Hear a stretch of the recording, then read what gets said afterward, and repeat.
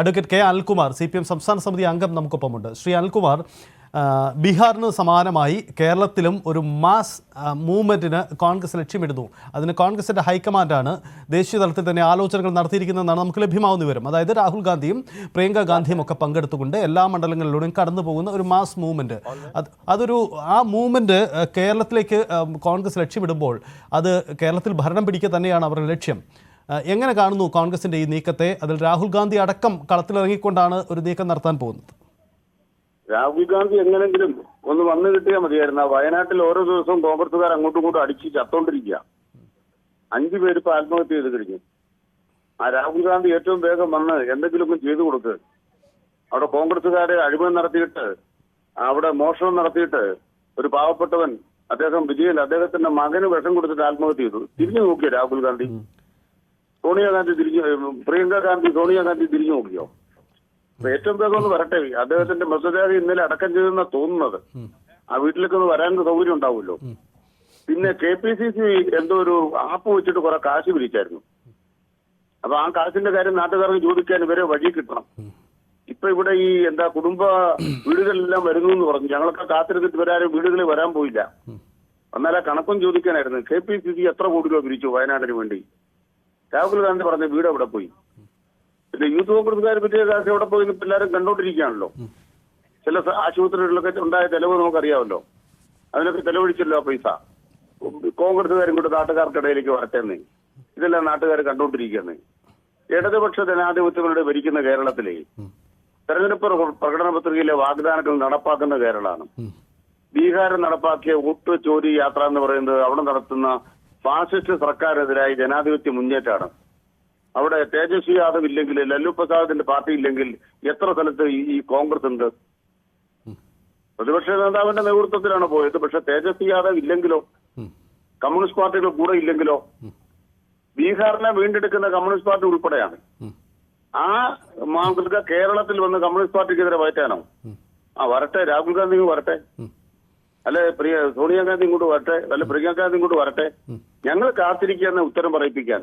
വയനാട്ടിൽ നിന്ന് ഇങ്ങനെ വന്ന് വല്ലപ്പോഴും ഒന്ന് കണ്ട് കൈ കാണിച്ച് ജയിച്ചിട്ട് പോയിട്ട് വയനാട്ടിലെ മനുഷ്യന്മാരോട് ഇതുപോലെ പെരുമാറിയ ഒരു കുടുംബമുണ്ടോ ഇന്ത്യ രാജ്യത്ത്? പറയിപ്പിക്കാനല്ലേ? ഇങ്ങോട്ട് വാ. അതാണ് ഞങ്ങളുടെ മറുപടി. ഒരു കാര്യം കൂടിയുള്ളത്, ഒരുപക്ഷെ ഈ തെരഞ്ഞെടുപ്പ് രംഗത്തേക്ക് സാധാരണ നമ്മൾ കേരളത്തിൽ കണ്ടിട്ടുള്ളതാണ്. ഈ ഇലക്ഷന് തൊട്ട് മുമ്പ് ഒരു കേരള മാർച്ച് പതിവുണ്ട്. അത് CPM-ഉം LDF-ഉം UDF-ഉം ഒക്കെ നടത്താറുണ്ട്. അതിലൊരു മുഖമുണ്ടാകും ഇയാൾ നയിക്കുന്ന യാത്ര എന്നതാണത് പറഞ്ഞുകൊണ്ടിരുന്നത്. ഇത്തവണ അതില്ലാതെ പോകുന്നത് കോൺഗ്രസിനൊരു നേതൃതലത്തിലൊരു ആശയക്കുഴപ്പമുള്ളത് കൊണ്ടാണെന്ന് തോന്നുന്നുണ്ടോ? അല്ല, കോൺഗ്രസിന് മറ്റേ അടൂരിലെ വീട്ടിലൊരാൾ ഒളിച്ചു കഴിയുന്നുണ്ടല്ലോ. അദ്ദേഹത്തെ പോലെ കഴിവുള്ള ഒരാളില്ല എന്നാണ്. കടലിരമ്പം പോലെ വരിക എന്നാണ് പറയുന്നത്. സതീശൻ പറയുന്ന കടലിരമ്പത്തെ എനിക്ക് പേടിയില്ല. അപ്പൊ അടൂരിൽ ഒഴിച്ചു കഴിയുന്ന നേതാവിന് വേണ്ടി ഇത് കടലിരമ്പം വരികല്ലേ? ആ കടലിരമ്പം ഇങ്ങോട്ട് വരട്ടെ. അതുകൊണ്ട് ആ നേതാവിനെ മുൻനിർത്തി നടത്തേണ്ട പരിപാടിയില്ല. എന്താ കേരളത്തിൽ ഈ കോൺഗ്രസ് 9.5 കൊല്ലം പ്രതിപക്ഷത്തിരുന്നിട്ട് കോൺഗ്രസിന്റെ ഒരു നേതാവ് ഇതാ പണി. കുറെ നേതാക്കന്മാര് വേറെ കാര്യങ്ങള്. വയനാട്ടിൽ കുറെ പേര് ആത്മഹത്യ ചെയ്തുകൊണ്ടിരിക്കുന്നു. ഇനി ലീഗിന്റെ കാര്യമോ? മറ്റേ AI ക്യാമറയിൽ അനുമതി ഉണ്ടെന്ന് പറഞ്ഞ് കൊട്ടം കൊണ്ടിടുന്നൊരു നേതാവുണ്ടല്ലോ. ഇപ്പൊ എന്താ കണ്ടിരിക്കുന്നത്? മുസ്ലിം ലീഗ് പത്രസമ്മേളനം നടത്താൻ പറ്റാത്ത അവസ്ഥയായി. ഇതല്ലേ നമ്മുടെ നാട്ടിൽ നടക്കുന്നത്? അതുകൊണ്ട് കോൺഗ്രസും ലീഗും എല്ലാവരോടും വരട്ടെ, നമുക്ക് നോക്കാം. ശ്രീ അനിൽകുമാർ, ഒന്ന് തുടരുക. GV ഹരി, CPM ഉന്നയിക്കുന്ന വിഷയം അതാണ്. നിങ്ങൾ ഉത്തരം പറയേണ്ട നിരവധി ആളുകളുണ്ട്, പ്രത്യേകിച്ച് ദേശീയ നേതാക്കൾ. വയനാടിന് എന്ത് നൽകി? ജയിച്ചുപോയ MP-യുടെ സാന്നിധ്യം എത്ര തവണ ഉണ്ടായിരുന്നു? അപ്പോൾ കേരളം പിടിക്കാനുള്ള നീക്കം നടത്തുന്നതിനിടയിൽ മറുപടി പറയേണ്ട വിഷയങ്ങൾ നിരവധി ഉണ്ട് എന്ന കാര്യം കൂടിയുണ്ട്. രാഷ്ട്രീയം പറയാൻ അറിയാത്തത് കൊണ്ട്, രാഷ്ട്രീയം പറയാൻ പറ്റാത്തത് കൊണ്ടുമാണ് അനിൽകുമാർ ഇതൊക്കെ പറഞ്ഞുകൊണ്ടിരിക്കുന്നത്. എനിക്കിതിനകത്ത് വലിയ അനിൽകുമാർ പറയുന്ന കേട്ട് അത്ഭുതം തോന്നിയില്ല. അദ്ദേഹം ഈ പറയുന്ന കാര്യങ്ങളൊക്കെ തന്നെ ഈ CPM-ന് എത്രത്തോളം ഉണ്ടെന്ന് അദ്ദേഹം ആദ്യം പരിശോധിക്കട്ടെ. 2 കാലം ഒഴിഞ്ഞു കിടക്കുന്നവനാണ് ചെറിയൊരു പോറലേറ്റവനെ കുറിച്ച് ഈ പറഞ്ഞുകൊണ്ടിരിക്കുന്നത്. അതുകൊണ്ട് അതിനോടൊന്നും ഞാൻ മറുപടി പറയുന്നില്ല. പക്ഷെ രാഷ്ട്രീയമായി മറുപടി പറയാൻ ഞാൻ ആഗ്രഹിക്കുന്ന ഒരു പ്രധാനപ്പെട്ട കാര്യമുണ്ട്. കേരളത്തിൽ ഒന്നും തിരിഞ്ഞു നോക്കിയില്ല എന്ന് പറഞ്ഞു. എത്ര ലക്ഷം വോട്ടിനാണ് ശ്രീമതി പ്രിയങ്ക ഗാന്ധി വീണ്ടും ജയിച്ചതെന്നുള്ളത് അനിൽകുമാരോട് ചോദിച്ചു നോക്ക്. അദ്ദേഹത്തിന് സംശയം എന്തെങ്കിലും ഉണ്ടെങ്കിൽ ശ്രീ MA ബേബിയോട് വിളിച്ചു ചോദിക്കാൻ പറ. അദ്ദേഹം ആ ചോരി യാത്രയുടെ അദ്ദേഹം അവിടെ നിന്ന ഫോട്ടോ അടക്കം എന്റെ കയ്യിലുണ്ട്. അപ്പൊ അതുകൊണ്ട് അനിൽകുമാർ എന്നൊക്കെ പറയും, അനിൽകുമാറിനെ അല്ല, സംബന്ധിച്ചിടത്തോളം പ്രിയങ്ക ഗാന്ധി കൂടുതൽ വോട്ടിന് ജയിക്കും തോറും ഇവിടെ വെല്ലുവിളികൾ കൂടുകയല്ലേ, ഉത്തരവാദിത്തങ്ങൾ കൂടുകയല്ലേ, അത് നിർവഹിച്ചോ എന്നാണ് ചോദ്യം. ഏത് ഉത്തരവാദിത്തം? ഞങ്ങളിപ്പോ ഗവൺമെന്റ് ഞങ്ങളല്ലോ ഭരിക്കുന്നത്, ഇവരല്ലേ ഭരിക്കുന്നത്. എന്താ ഇവർ ചെയ്തുകൊണ്ടിരിക്കുന്നത്? ഇവർക്ക് ഇറങ്ങി രാഷ്ട്രീയമായി എന്തെങ്കിലും പറയാനുണ്ടോ, എന്തെങ്കിലും ചോദിക്കാനുണ്ടോ? വികസനം കഴിഞ്ഞ 9.5 കൊല്ലം ഇവർക്ക് കിട്ടി. ഒരു സർവേ കല്ലിടാൻ അവർക്ക് സാധിച്ചിട്ടുണ്ടോ എവിടെയെങ്കിലും? പുതിയ ഞങ്ങൾ ഉണ്ടാക്കിയ പദ്ധതികളല്ലാതെ, ഞങ്ങൾ തുടങ്ങി വെച്ചിട്ടുള്ള പദ്ധതികളെല്ലാം ഉദ്ഘാടനം ചെയ്യുന്നതല്ലാതെ 9.5 കൊല്ലം കിട്ടിയിട്ട്. ശ്രീ ജി വി ഹരി, എനിക്ക് തോന്നുന്നു സമീപകാലത്ത് ഏറ്റവും കോൺഫിഡൻസിൽ എത്താൻ പറ്റുന്ന ഒരു തെരഞ്ഞെടുപ്പായിരിക്കും ഇടതുപക്ഷത്തെ സംബന്ധിച്ച്. കുറെ അധികം പദ്ധതികളും നീക്കങ്ങളും അവർക്ക് അവകാശപ്പെടാനില്ലേ മുൻകാല ഇടതുപക്ഷ സർക്കാരിനെ അപേക്ഷിച്ച്? താങ്കൾ തന്നെ ഒരു പദ്ധതി പറയുന്നേ. ഞാൻ അനിലോട് ചോദിക്കുന്നില്ല, താങ്കൾ പറ അവർ തുടങ്ങിയ ഒരു പദ്ധതിയുടെ പേര്. എന്നോട് ചോദിച്ചാൽ ഞാൻ പറയാം. അല്ലേ, ഞാൻ പറഞ്ഞോട്ടെ. നിങ്ങൾ പറയുന്നത് എന്ത് പദ്ധതിയാണ് എന്ത് പദ്ധതി? അല്ല, അതാ പറഞ്ഞത്. കല്ലിട്ടാ മാത്രം പദ്ധതിയാവില്ലല്ലോ. കല്ലിട്ടല്ല നടപ്പാക്കിയതൊക്കെ പറയാം. അല്ല, ഒന്നും നടപ്പാക്കിയ അത് ശരി. ഡിജിറ്റൽ സർവകലാശാല, എല്ലാ സർവകലാശാലയും കേട്ടിട്ടുണ്ട്. ഇതെല്ലാം ഞങ്ങളുടെ കാലത്ത് പദ്ധതികളെ. അതന്നെ, ഇതെല്ലാം ഞങ്ങളുടെ കെ4ന്റെ അവസ്ഥ ഇപ്പൊ അന്വേഷിച്ചു നോക്കണം ജനങ്ങളോട്. എല്ലാ സർക്കാർ ഓഫീസുകളും നിർത്തിക്കൊണ്ടിരിക്കുക കെ4. ഒന്നും അനങ്ങുന്നില്ല. അതെ, ഈ മെട്രോയും ഇനിയിപ്പോ എല്ലാം പറയാം. എന്താ പറയാ, കണ്ണൂർ എയർപോർട്ട് പറയാം അല്ലേ, കണ്ണൂർ എയർപോർട്ട് പറയാം. ശ്രീ അനിൽകുമാർ, ഞാനും നിങ്ങളും ഇങ്ങനെ അങ്ങോട്ടും ഇങ്ങോട്ടും പറയുന്നത് ജനങ്ങൾക്ക് ഒറ്റ കാര്യമേ ഉള്ളൂ. ഞങ്ങളെ സംബന്ധിച്ചിടത്തോളം തെരഞ്ഞെടുപ്പിൽ ഇപ്പൊ തെരഞ്ഞെടുപ്പ് നടക്കുകയാണല്ലോ, ആ തെരഞ്ഞെടുപ്പ് നടക്കാൻ പോവുകയാണല്ലോ. ആ തെരഞ്ഞെടുപ്പിൽ എന്തായിരിക്കും റിസൾട്ട് എന്നുള്ളത് ഞാൻ ഇപ്പൊ തന്നെ പറയാം. ഒരു സംശയം വേണ്ട. വൻ ഭൂരിപക്ഷത്തിൽ കേരളത്തിൽ ഒരു സംശയമില്ലാത്ത കാര്യമാണ്. ഒരു സംശയമില്ല. അത് വെറുതെ പറയുന്നതല്ലേ. അതിന് കൃത്യമായിട്ടുള്ള ഗ്രൗണ്ട് വർക്ക് ചെയ്തതിനു ശേഷമാണ് പറയുന്നത്. അല്ലാത്ത ഇവിടെ രാഹുൽ ഗാന്ധിയെ കാണുന്നില്ല. രാഹുൽ ഗാന്ധിയെ കണ്ടോ ഇല്ല എന്നുള്ളതൊക്കെ ശ്രീ എം എ ബേബിയോട് അങ്ങ് ചോദിച്ചാൽ പറഞ്ഞാൽ അദ്ദേഹം പറഞ്ഞുതരും എവിടെയാണ് അദ്ദേഹം ഉള്ളതെന്നും അദ്ദേഹം എന്ത് ചെയ്യുന്നൊക്കെ ഉള്ളത്. അതുകൊണ്ട് ഞങ്ങളെ സംബന്ധിച്ചിടത്തോളം ഞങ്ങൾക്കെതിരകത്ത് ഒരു ആശങ്കയുമില്ല ശ്രീ അനിൽകുമാർ. ഞങ്ങൾ വളരെ ശക്തമായി തന്നെ ഞങ്ങളുടെ പ്രവർത്തനമായിട്ട് മുന്നോട്ട് പോകും. നിങ്ങൾ പറയുന്ന രാഷ്ട്രീയത്തിന് കൃത്യമായ രാഷ്ട്രീയ മറുപടി പറയാൻ ഞങ്ങൾക്ക്. ശ്രീ ജി വി ഹരി, ഒരുപക്ഷെ ഈ യാത്രയിലുടനീളം ഇപ്പൊ രാഹുൽ മാങ്കൂട്ടവുമായി ബന്ധപ്പെട്ട വിഷയങ്ങളിൽ എനിക്കറിയാം കോൺഗ്രസിനകത്തൊരു നേതാക്കൾക്കിടയിൽ പോലും പുറത്തേക്ക് പറയുന്നതിൽ ചില ആശയക്കുഴപ്പങ്ങളൊക്കെ ഉണ്ട്. പല വ്യത്യസ്ത അഭിപ്രായങ്ങളൊക്കെ പറയുന്നുണ്ട്. വി.ഡി. സതീശിന്റെ അത്രയും സ്ട്രോങ് ആയ നിലപാടെടുക്കുന്നവരില്ല. സതീശിനെതിരെ നടക്കുന്ന സൈബർ നീക്കങ്ങളൊക്കെ നമുക്ക് കാണുന്നുണ്ട്. അപ്പോൾ ഈ യാത്രയിൽ ഇതൊക്കെ മറുപടി പറയേണ്ടി വരുന്ന വിഷയം കൂടിയായി മാറില്ലേ? അതൊരു വെല്ലുവിളി ഉണ്ടാക്കില്ല? ഞാൻ പറഞ്ഞോട്ടെ, രാഹുൽ മാങ്കൂട്ടത്തിന്റെ വിഷയത്തിനകത്ത് പാർട്ടി, കേരളത്തിലെ ഏത് രാഷ്ട്രീയ പാർട്ടി ഇതുപോലത്തെ ഒരുപാട് വിഷയങ്ങൾ ഉണ്ടായിട്ടുള്ള രാഷ്ട്രീയ പാർട്ടിയാണ് CPM.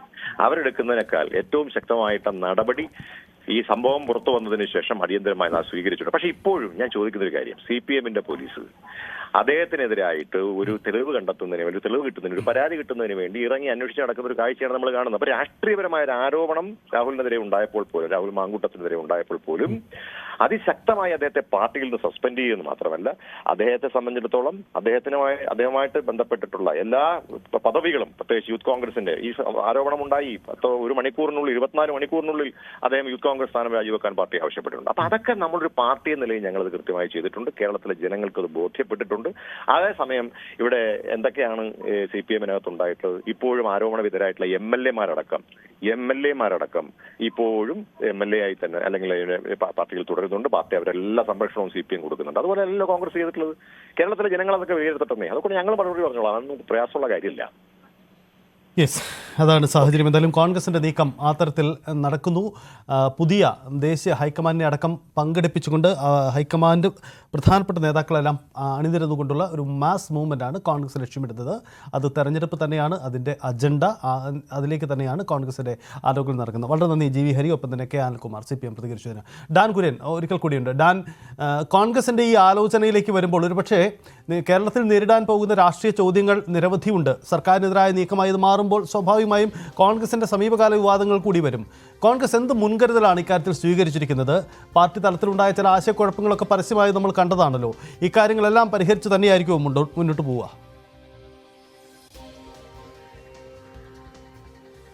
രാഷ്ട്രീയത്തെ രാഷ്ട്രീയം പറഞ്ഞ് തന്നെ നേരിടണം. വ്യക്തിപരമായ പ്രശ്നങ്ങൾക്കോ വ്യക്തിയുണ്ടാക്കിയ പ്രതിസന്ധികൾക്കോ പാർട്ടി മറുപടി പറയേണ്ടതില്ല എന്നൊരു പൊതു നിലപാടിലേക്കായിരിക്കും കോൺഗ്രസ് എത്തുക. അത്തരത്തിലുള്ള ഒരു കൂടിയാലോചനകൾ തന്നെയാണ് നേതൃതലത്തിൽ പുരോഗമിക്കുന്നത്. അതുകൊണ്ട് തന്നെയാണ് ഇന്നലെ മുതൽ പാർട്ടിയുടെ എല്ലാ ഡിജിറ്റൽ ഫോറങ്ങളിലേക്കും സമൂഹ മാധ്യമങ്ങൾ വഴി ഉൾപ്പെടെ രാഹുൽ മാങ്കൂട്ടത്തിൽ വിഷയത്തിൽ പാർട്ടി നടപടിയെടുക്കാനിടയായ സാഹചര്യം എന്താണ് എന്ന് വ്യക്തമാക്കിക്കൊണ്ടുള്ള ആ കുറിപ്പുകൾ എല്ലാ സ്ഥലങ്ങളിലേക്കും സ്പ്രെഡ് ചെയ്ത് തുടങ്ങിയിട്ടുണ്ട്.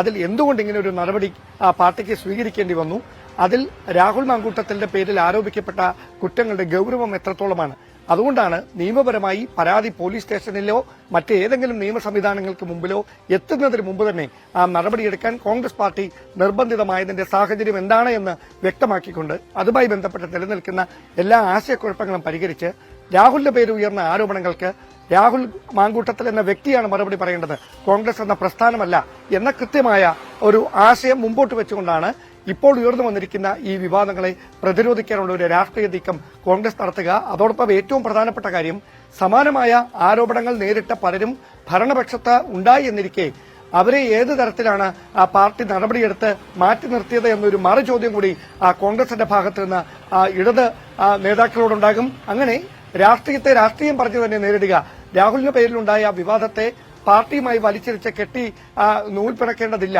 എന്നൊരു പ്രതിരോധ കവചം തീർത്തുകൊണ്ട് ഇപ്പോഴുണ്ടായിരിക്കുന്ന വിവാദങ്ങളെ മറികടക്കാനുള്ള ഒരു തീരുമാനമാണ് നേതൃത്വത്തിന്റെ ഭാഗത്തുനിന്ന് ഈ വിഷയത്തിൽ ഉണ്ടാകുകയെന്നാണ് അറിയാൻ കഴിയുന്നത്. യെസ്, അതാണ് സാഹചര്യം. എന്തായാലും കോൺഗ്രസ് നടത്താൻ പോകുന്ന ഒരു വലിയ നീക്കമാണ് ഹൈക്കമാൻഡ് നേതാക്കളെ രാഹുൽ ഗാന്ധി, പ്രിയങ്ക ഗാന്ധി അടക്കമുള്ളവരെ അണിനിരത്തിക്കൊണ്ടുള്ള ഒരു ബദൽ ഉണ്ടാക്കുകയാണ് ലക്ഷ്യം. കേരളം പിടിക്കുക, അതുതന്നെയാണ് കോൺഗ്രസിന്റെ രാഷ്ട്രീയ തന്ത്രം.